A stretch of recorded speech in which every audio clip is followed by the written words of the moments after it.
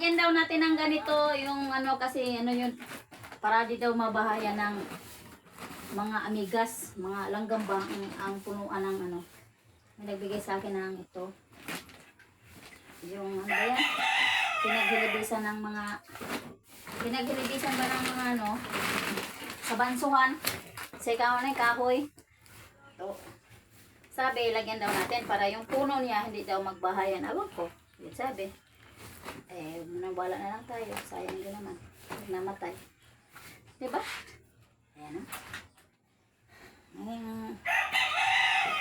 Wala naman akong ibang iniisip. Kasi mapalago itong aking ano. Ang sabi niya, may mga nakaitain ni sa iro ning, siguro ning ano. Murag na itais iro ba? Papa! Murag na aman itay iro pa? Ha? What the? Naa? Iyo? May tayo ring na? Sure ka? Ikaw na. May tao na may tao din nag-iring din. Kabaha. Siguro na. Klaro niya akong partner. Sagdan naman tayo. Huwag ka rin tayo siya rin. Yes guys. Ay, wala guys. Kasi nagtanda ang aking halaman. Siyempre, pinaghirapan ko. Lagi na lang, nag-umpisa pa lang ako yung naghakot ako ng mga lupa ba. Siyempre, pero konti lang naman lupa niya dito kasi talagang as in, marami dito ay yung ano ko, yung hiniwa-hiwa kong balat ng saging, yun ang nilalagay ko. Kasi ito yan guys, sa ibabaw, ito yung mga tanim kong upo, kamatis, pero sa ilalim nito, ay sa gilid nito, double ano nito ba? Kasi sa gilid nito guys, mayroon tong ano, alam mo ba yung, yung nilalagyan ko ka talaga siya ng, nilalagyan ko siya ng ano guys, ng, kita na kung lubot dali guys, tuwad ba? Nilalagyan ko talaga siya ng ano, nung, ginawa ko pa lang to, nung naglagay pa lang ako sa sako ng mga lupa. Hinahalo ko talaga yung marami kong ano, yung marami kong mga balat ng saging. Tsaka bago kami gumawa nito, as marami na kaming tambak ng balat ng saging doon sa puno ng langka. Tinambak namin doon. Kaya nung lata na siya, ito yung nilagay namin dito. Kaya tigaan lang talaga guys. Kasi pag naghahalaman ka is kung gusto mo naman makakain ka ng ano sa ganitong kalaking space lang. Nandito lang sa gilid ng bahay. Tudo na natin. Sabi nila mas maganda daw itong pinag-anuhan ng ano ng kahoy. Try natin. Ano naman. Para hindi daw maanuhan ng po ng mga ano ng langgam guys.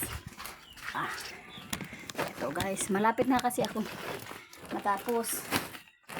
Ito ay yung ano ko, pichay.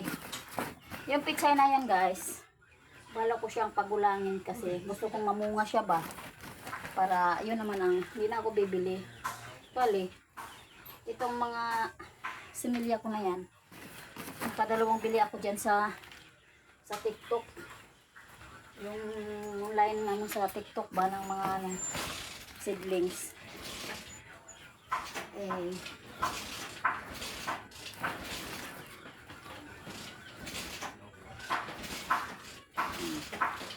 Kasi nung nag-umpisa pa ako guys, search lang ko na yan. Panay pa-deliver ko ng mga ano, ng mga seeds dito kung ano-ano. Hindi naman natubo yung iba. Or baka ano ba, hindi hiyang sa lupa. Kaya try pa rin ako ng try. Ayan. Ayan na guys. Ito yung ano ko, pipino guys.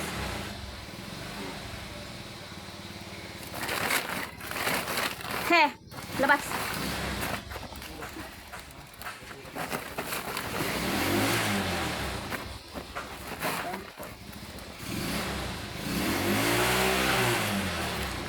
Marami pa akong lalagyan. Awang ko, Comment na lang sa baba guys kung tama ba ang ginagawa ko. Kasi hindi talaga ako experience sa pagtanim ng mga ganito.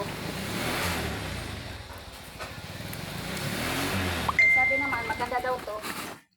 Tinaray ko lang. Huwag naman sana masira.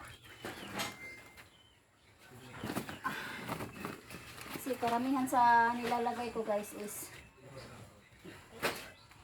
talong ko nga guys, nakadalawang pa-deliver ako ng order ng mga seeds. Alam mo bang 2 piraso lang ang tumubo. Tatanggalan ko na sila ng mga dahon.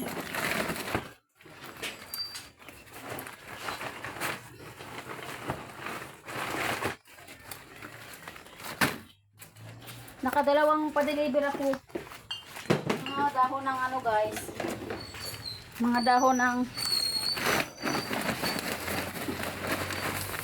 mga dahon buto ng guys. May gabi din akong binili, tinanim ko dyan. Pag dumami ilagay ko sa isang sako na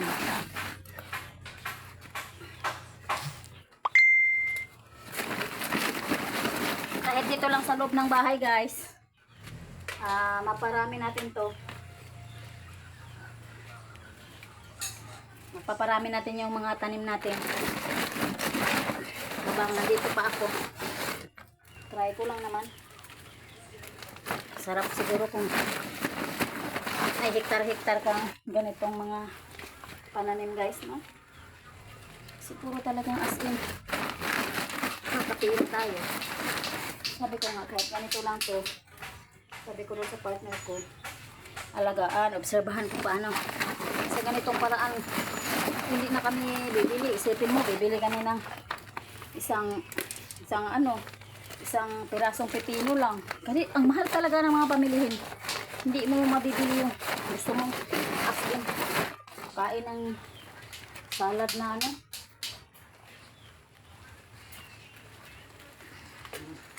O diba guys? Tatapos rin. Ito na lang.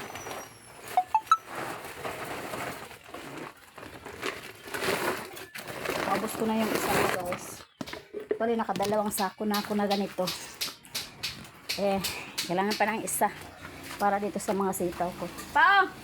Papa, ilagay mo doon. Tapos bigyan mo ko isa.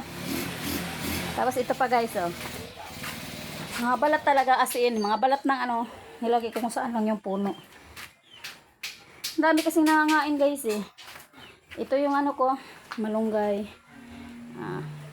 Hindi na makakuha ang kapitbahay kaya nasa loob man. Ay guys, okay na diba? Ito guys yung sitaw ko, inaalala ko kasi may mga ud-ud nga ako nakikita. Yung itim na ud-ud na mabalahibo. Yun ang okay na siya guys, nilagyan ko na. Ayan na. More pataba. Ayan na sila. Kasi yung daw ng kahoy, yun daw yung na hindi sila baga mabalayan ng mga langgam, yung pulang langgam na nagbabahay. So, tataba na yung mga yan. Kasi pagising ko ng umaga guys, tapos yan agad bubungad sa akin sa harapan ko. Yan pagbukas ko ng pinto, yan agad bubungad sa akin ng mga halaman ko. Diba? Diba? Ganun lang ang life. Practical na. Laki naman ang space ng dito sa may natara namin. Kaysa wawalis ka ng walis sa mga hulog ng mga dahon sa dahon ng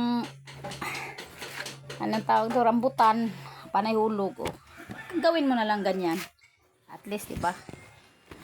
Isa na yung pagod. Isa lang yung pagod mo. Yan lang guys. Have a nice day. Ang aking halaman na organic ang pagpapataba. Thank you for watching.